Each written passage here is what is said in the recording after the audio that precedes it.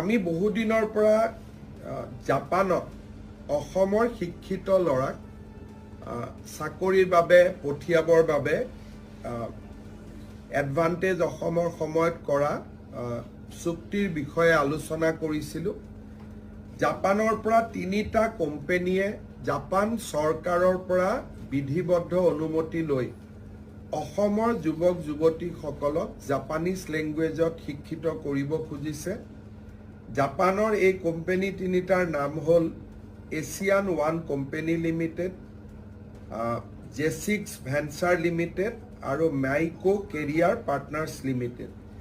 এই 3টা কোম্পানীয়ে অসমৰ ল'ৰাক জাপানী ভাষাত শিক্ষিত কৰিব আৰু জাপানত নিশ্চিত নিয়োগৰ সুবিধা দিব।